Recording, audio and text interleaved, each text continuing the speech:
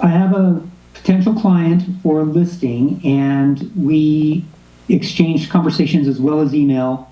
And he asked for some pricing analysis, which I dived deep into. I sent him the pricing analysis report, got a response back, and I had a next step comment in my email, so we knew what to take it to. And his response was, "Great, thanks. I'll review this." Period. He's a busy medical professional, and so I just answered back, basically, "Great. I look forward to your review and discussing, the next step, or I think I said, I look forward to our discussion about your strategy for moving forward, etc." So now I'm waiting for his review, and I'm giving him some time because he's a medical professional and he's very busy. I'm curious about the step on that. Yeah. Okay. You did yourself, not bad, there's nothing bad in there, but you did yourself a little bit of a disservice in the communication. Did you catch what it was? No. Okay. It's fine.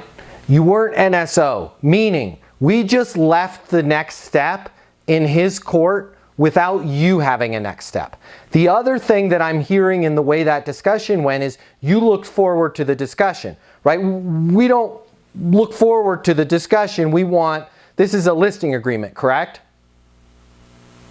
I mean, it will be once he decides on his time frame and et cetera, yeah. Perfect. You want the listing, right? So we don't want to constantly say we're looking forward to talking more, because that puts them, because they're nervous, right? They want to make sure they have the right outfit, the right agent. They want to make sure everything's right.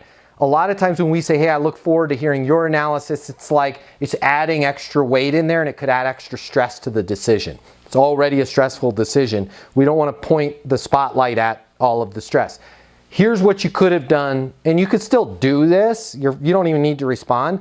You can still do this, but when he says, and I'd have to roll the tape back to what he said originally, but when he said originally is, hey, I need to think this over, I need to look at this, or I need some time, right? You could say, makes perfect sense, and then quickly just set a next step. I'll reach out to you Monday the 27th if I haven't heard from you before then. Fair enough? Okay. You know what I mean?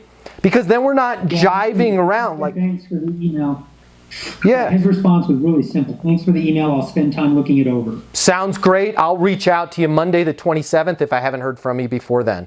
Fair enough? Perfect. Because the fair enough gives him a parachute to abort the 27th call, which might happen, right? Oh no, we're going to be in Aspen until the 29th. Awesome. Congratulations. Enjoy Aspen. I'll call you the 30th if I haven't heard from you before then.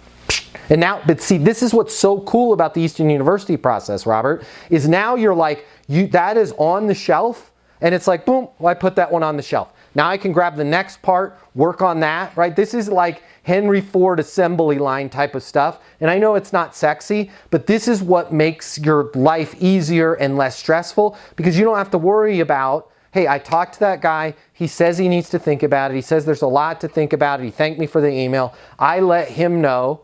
I'll call. Now, here's the difference. There's a huge difference between I'll call you Monday the 27th, fair enough, and I'll call you Monday the 27th if I haven't heard from you before then. Fair enough? Because if I haven't heard from you before then, sets the expectation that you're expecting him to reach out to you, right? And that's a much better expectation, because it is really weird. People will follow our exact instructions, and if our exact instructions are, I'll call you the 27th, they won't call us, right? Even if they want to talk sooner than that, right? Which is, I always say, I always make, and I wouldn't put this in an email or a text because it gets lengthy, but if it was a live call, I always say things like, and listen, my mobile 720-660-3202, you have anything that comes up or you're reviewing it and you're thinking about it, even if it's the middle of the night, feel free to give me a call or shoot me a text. I turn my phone off if I'm asleep. You'll never bother me. And they're like, oh, okay, cool. And then, you know what, if I don't hear from you by Monday the 27th, I'll give you a call then. Fair enough?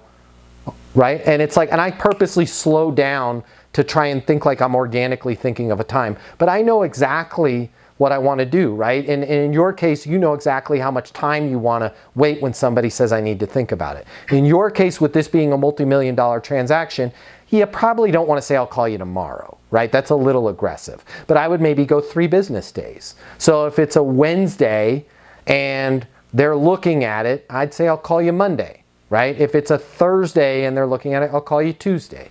You can play around with that cadence there. But just... So now that I haven't done that properly, what would you suggest I do to circle back? Just, hey, you can't use as promised because you didn't promise. Calling to see if it makes sense to move forward with the listing agreement. Don't say, I'm calling to see what you thought of the proposal. Just say, and this is, and we talked about this, right? He put you in a hole. I'm in a hole. He's got to review everything. Don't put yourself back in that hole. Putting yourself back in the hole sounds like this. Hey, Matt, it's Robert. I'm calling to see, I know you had said you needed to look over everything. Calling to see if you had time to look over everything. No, I didn't. Okay, what's a good next step? Call me in 2 weeks. All right, I'll call you in 2 weeks if I haven't heard from you before then. Fair enough? Still kind of skillful, but you slapped yourself right dab in the middle of the hole, right? Here's what you need to realize. Even though somebody said yesterday, I have to look at this, this is a lot to digest, the last thing I want to do is remind them that it's a lot to digest. The last thing I want to do is freak them out. So you're just going to call them on Monday and go, hey, Matt, it's Robert calling to see if it makes sense to move forward with the listing agreement. Right? And you're probably going to get their voicemail. Hey, Matt, it's Robert calling to see if it makes sense to move forward with the listing agreement. I'm on my mobile, 720-660-3202. Here's the 3 outcomes for that, 4 outcomes for that call. 1, he's not going to call you back. Okay? Which then you're going to wait a specified amount of time, say the same damn thing again. Without any passive aggressiveness, tonality, same voice. Hey, Matt, it's Robert calling to see if it makes sense to move forward with the listing agreement. I'm on my mobile, 720-660-3202. Okay, he doesn't call you back. That's option number 1. He does call you back and goes, hey, I had a question on this, this, and this. Awesome. Yeah, what's the question? Right? When you said the house is worth X, did you take into account that we were going to paint the interior? Yes, I did. Right? Okay, I just wanted to make sure that was in your price. Does it make sense to move forward with the listing agreement? Yes, it does.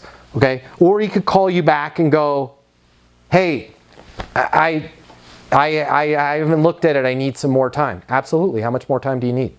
Right? I just need a couple more days. Makes perfect sense. I'll give you a call Thursday, 2 p.m. if I haven't heard from you before then. You're just constantly setting a next step, but not putting yourself back into holes that people put you in. Right? It's not our job to win every little thing that they put out. Sometimes you don't have to win those. You can skip those. And that's where it's like, that's where sales gets really fun, is when you realize just because somebody puts an objection or a gate in front of you. I have a deal right now, a huge deal, where the guy keeps saying, I'm going to introduce you to the new VP of sales. I do not, and he hasn't done it in 4 months. But when I leave Chris a voicemail, I don't say, hey Chris, just calling to see if you got around to talking to the new VP of sales about Easton University. Hey Chris, calling to see if it makes sense to get your team access to Easton University so you can go from 22 million on up to that 27,500,000 that the CEO set in your plate for 2024. I'm on my mobile, 720-6. I'm going to let him tell me, no, I can't do this until the VP of sales looks at it. Because I don't even know if the VP of sales is going to still be around. I've been working this deal for 90 days. She may be gone by the time they sign up. Who knows? But I'm not going to put myself back in that hole.